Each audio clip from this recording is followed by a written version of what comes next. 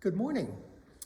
Pastor Dale Brown of the Community Church of Ocean Pines asked me if I would do one of the devotionals for him while he was on vacation, and I was very happy to do that.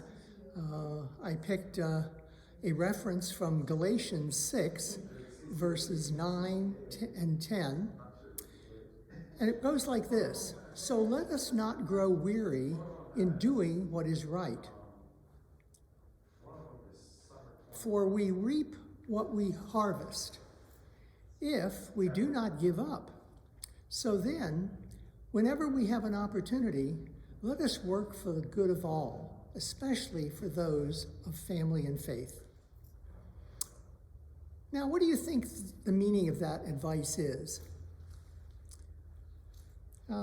It's interesting, we might put different emphasis on it. The fact that the Galatians were having a very difficult time in their country, and they were getting weary. I wonder if that relates to us now. Could this apply to our current situation?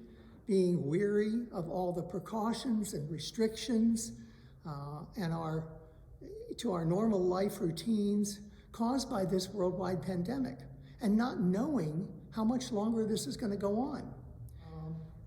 So I think one of the things we have to think about is that our normal way of doing things no longer works for us in terms of taking good care of our health and the health of our family and our friends. It's interesting that the virus, however, does not grow weary. In fact, it thrives on us being weary. So as we get caught up in our thinking about what we want instead of considering what God wants for us, and I think that we want good things for our family, our friends, the elderly, the sick, the disadvantaged. I hear complaining all the time.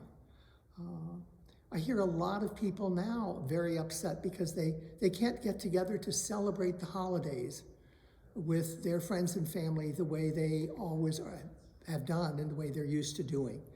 And I think they're weary, and I think their tendency is that they're weakened in terms of their resolve to follow the good advice that we've been given about how to prevent this awful spread of this virus.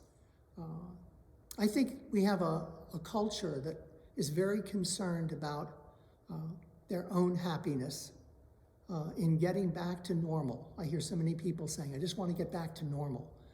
But you know, it's interesting. We can't get back to normal because in this life, we can't go back. There's no reverse in this machine, this life. We only have park and forward.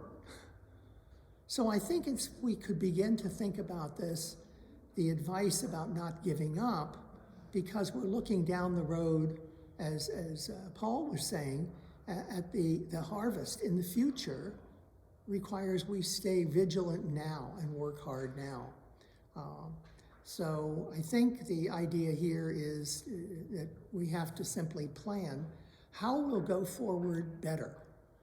Okay? So not back to normal, but what have we learned? What have you learned from this experience with a pandemic? What have you learned that can help you plan better for the future, make things better?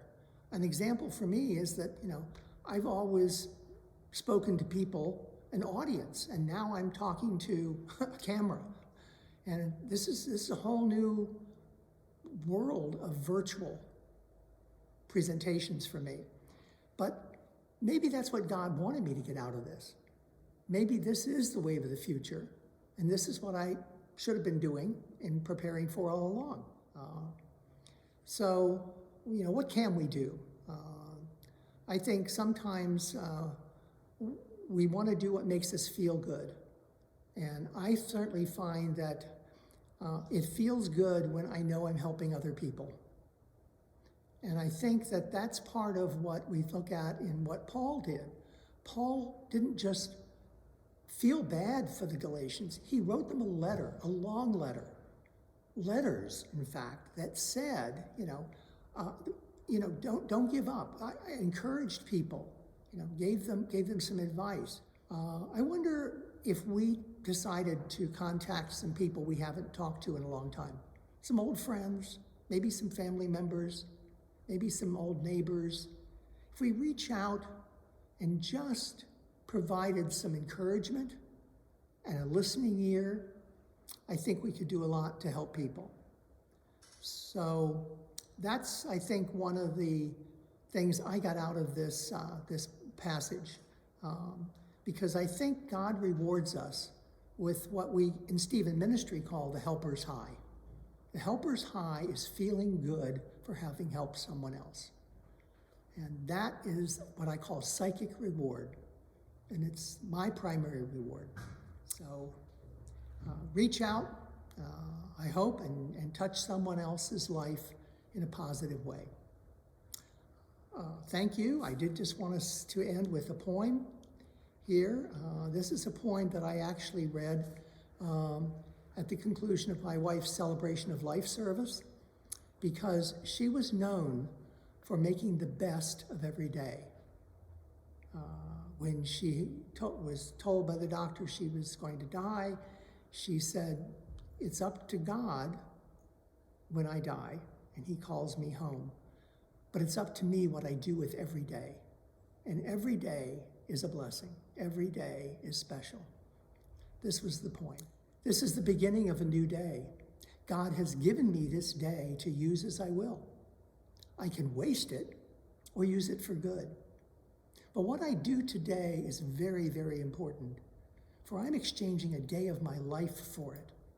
And when tomorrow comes, this day will be gone forever, leaving something in its place that I have traded for it. I want that to be good, not evil, help, not hurt, joy, not sorrow. And you can add your own words there, in order that I shall not forget the price that I have paid for it. So again, thank you, Pastor Dale Brown, for this opportunity. And I want to thank my daughter, Rebecca, for sharing this passage with me, which she heard in a talk given by the Baltimore County Executive to the citizens of Baltimore County, saying to them, don't get weary.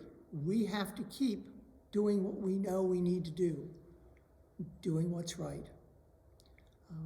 So let's may God give us the strength to not be weary,